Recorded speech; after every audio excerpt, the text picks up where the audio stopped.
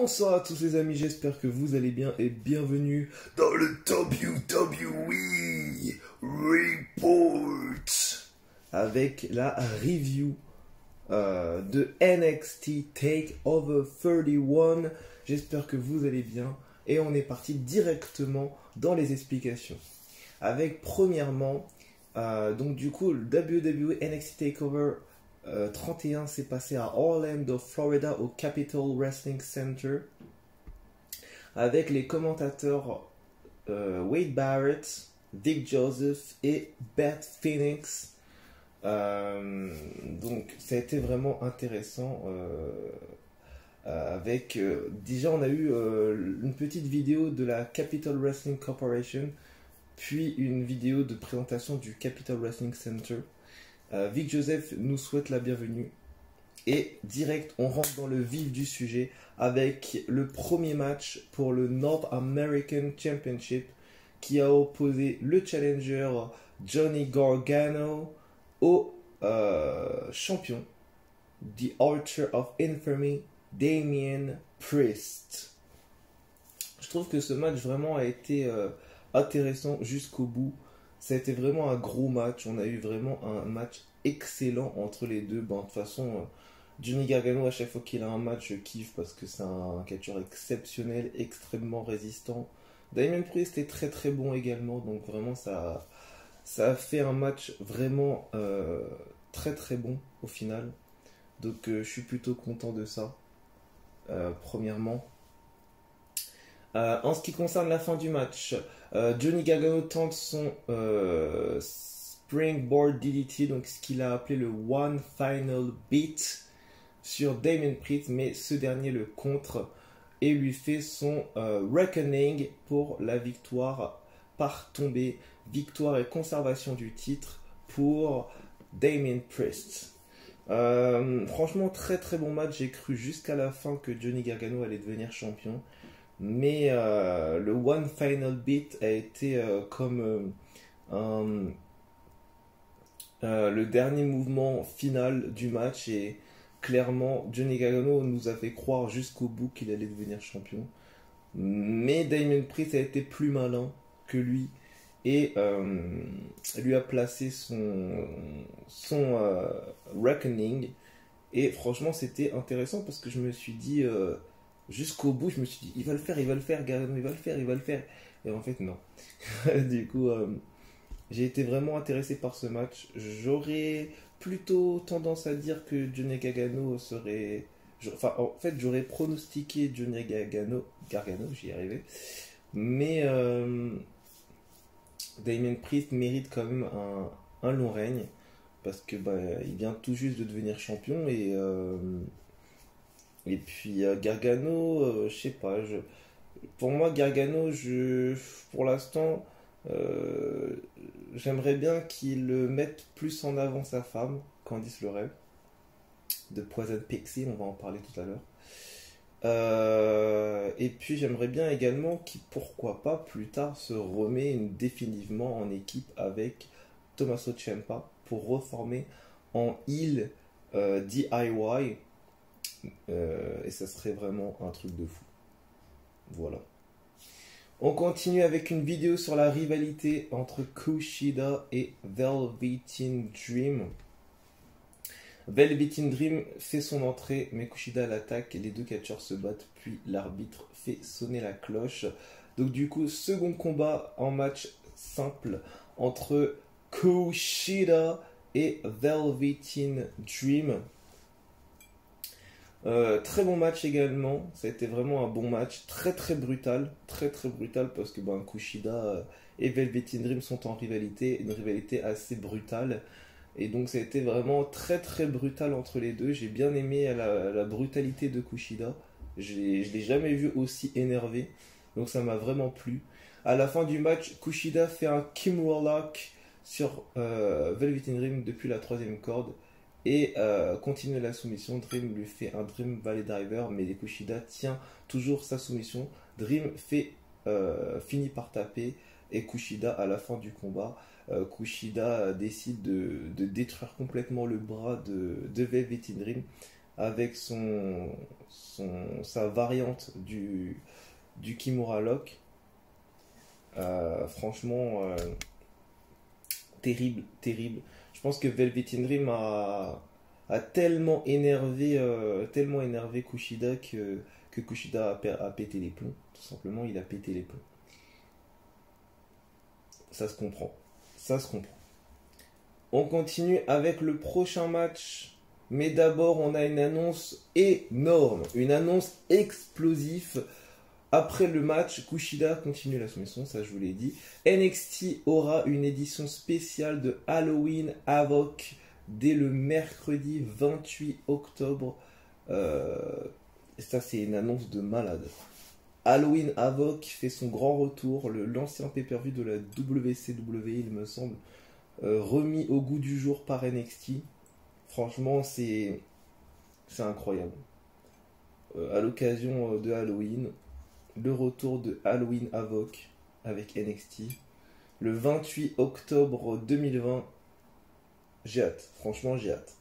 On continue avec le NXT Cruiserweight Championship by Interim avec le match opposant le challenger Isaiah Swerve Scott et son adversaire, le champion Santos Escobar, qui vient avec son ancien masque, avant de l'enlever évidemment. El Idolo del Fantasma. À la fin du combat, Santos Escobar fait un Butterfly Facebuster sur Isaiah Swerve Scott, suivi d'un tombé pour la victoire. Victoire et conservation du titre de Santos Escobar. Franchement, le match a été encore plus intense que celui de Gargano, vraiment, que celui de Gargano et de Priest. En fait, les deux se valaient, parce que vraiment les deux se valaient dans le sens où c'était deux gros matchs, mais je trouve que celui de Santos Escobar et de Swerve Scott était encore plus chaud. Je sais pas pourquoi, mais je trouve qu'il était beaucoup plus chaud niveau prise, niveau nearfall, niveau ambiance également. Je trouve qu'il y avait vraiment beaucoup de rythme. Et puis au final, vraiment, plein de fois, on a cru que c'était fini pour Escobar, mais au final, il s'est dégagé de tout. Au final, il a placé sa Butterfly Facebuster et il a réussi à conserver son titre. Jusqu'à là, je me dis, qui est capable de prendre le titre d'Escobar? Peut-être Gargano, peut-être Oney Lorcan, peut-être une autre superstar, peut-être... on verra. On verra. Peut-être Dexter Lumis. Pourquoi pas. On verra. Franchement, on verra. On verra. On continue avec le prochain match avec les femmes. Le NXT Women's Championship. Dans un match simple entre The Poison Pixie, Candice LeRae and the Genius of the Sky. The NXT Women's Champion. Io Shirai. Donc voilà, Io Shirai la championne et Candice LeRae la challengeuse. On va y arriver, on va y arriver. Inquiétez pas, on va y arriver. À la fin du match, l'arbitre est au sol. Candice LeRae fait une prise sur Io Shirai suivie du tombé. Mais l'arbitre n'est pas là. Johnny Gargano finit par arriver en tenue d'arbitre et fait le tombé, mais Shirai se relève à 2. Gargano prend la ceinture et la donne à LeRae. L'arbitre remonte sur le ring et dit à Gargano de partir. LeRae frappe Shirai avec la ceinture dans le dos de l'arbitre et fait le tomber. Shirai se relève à 2, nearfall. LeRae monte sur la troisième corde. Shirai la rejoint et lui fait un Spanish Fly suivi de son Moonsault pour le compte de 3. Victoire et conservation du titre de Io Shirai. À la fin, avant de passer au main event, il s'est passé deux grosses choses. Après cette annonce explosive de NXT Halloween Havoc, qui aura lieu, je le rappelle, le 28 octobre 2020, les amis, on a eu deux retours simultanés dans les mêmes secondes. Tout d'abord, on a eu premièrement En vidéo, on a eu le retour de l'ancienne NXT UK Women's Champion Toni Storm qui a fait elle a annoncé à Io Shirai et à tout l'univers d'NXT qu'elle était de retour à NXT et qu'elle allait défier probablement Io Shirai. Et ensuite, quelques secondes après, on a eu donc la mystérieuse motard, celle qui arrive en moto, qui a été donc révélée être Ember Moon. Donc Ember Moon et Toni Storm sont donc de retour. Je suis vraiment très content pour Ember Moon parce qu'elle pensait arrêter sa carrière. Donc savoir qu'elle est de retour, c'est vraiment intéressant parce que je pensais vraiment qu'elle allait arrêter. Et puis dès que j'ai vu qu'elle enlève son casque et qu'on voit que c'est elle, j'étais trop content. Vraiment, j'étais vraiment trop content pour elle.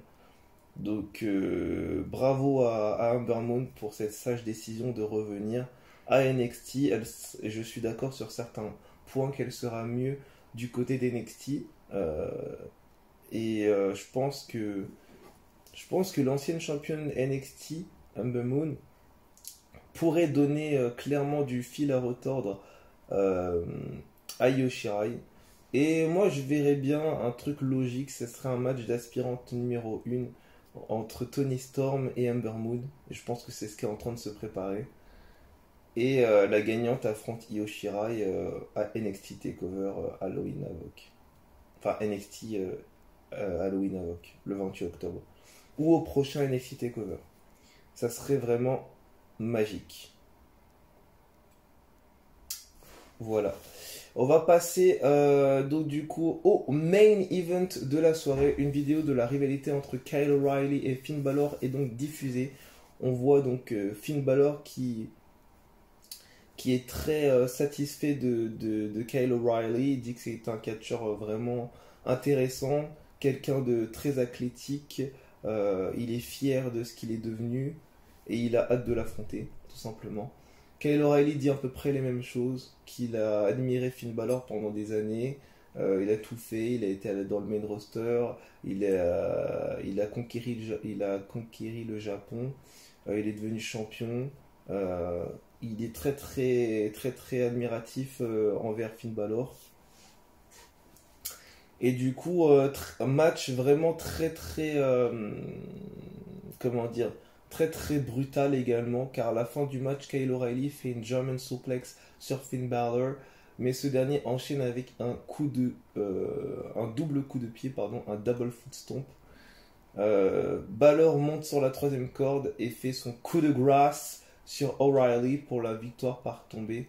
Victoire et donc conservation du titre par Finn Balor. Apparemment, ce match s'est terminé plus rapidement que prévu, car du coup, les deux se sont ouverts du côté de la mâchoire. Plus Finn Balor qui avait la bouche complètement en sang. Il en crachait du sang, beaucoup plus que Kyle O'Reilly. Je pense que Kyle O'Reilly, ça doit être une dent ou quelques dents, mais c'était pas non plus super important. On va dire que la blessure de la mâchoire de Finn Balor était beaucoup plus abondante niveau sanguin, parce qu'il y avait beaucoup plus de sang qui coulait. Et donc apparemment ça s'est fini plus rapidement que prévu suite à la blessure de Finn Balor au niveau de la mâchoire. Donc on espère que Finn Balor va s'en remettre. J'espère vraiment qu'il va pouvoir s'en remettre et qu'il va pouvoir continuer son règne de champion.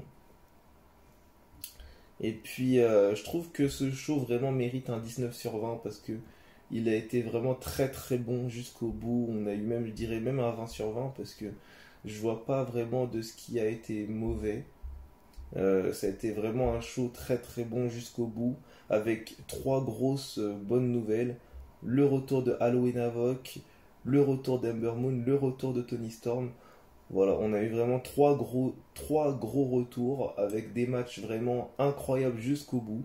Donc franchement, j'ai rien à dire sur NXT TakeOver 31. Ça a été vraiment un très très gros pay-per-view. Pour ceux qui ne l'ont pas vu, je vous invite à aller le revoir. Je vous invite à aller le voir.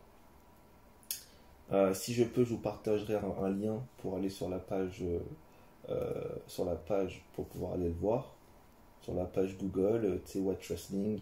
Je vous partagerai peut-être aussi un lien sur un autre site que je connais, qui est Infolute. Il y a Watch Wrestling 24 également, que je peux vous conseiller. Où il y a le WWE Network, évidemment, pour ceux qui y sont abonnés. Voilà. Voilà, beaucoup de sites. Je vous partagerai ça avec plaisir. Sur ce, les amis, merci à vous tous.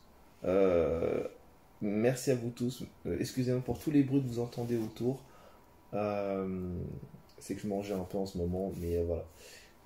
Voilà. Merci à vous tous. On se retrouve très très vite. Likez, commentez, partagez, abonnez-vous, activez la cloche. On se retrouve très très vite pour des nouvelles vidéos. D'ici là, le vlog est bientôt prêt pour l'enregistrement. Les interviews, ça arrive. Les épisodes sur le mode univers, ça continue également. Vous inquiétez pas, tout va comme il faut. On va faire les choses très très bien pour structurer, pour que vous soyez entre guillemets satisfait de mon travail. Et puis on va continuer à faire des interviews explosives comme celle avec Tom Laruffa, qu'on salue évidemment. C'était vraiment une expérience de fou de pouvoir parler avec lui et de pouvoir s'entraîner avec lui également. Et puis on se retrouve très très vite. Bisous à tous. On se retrouve très prochainement.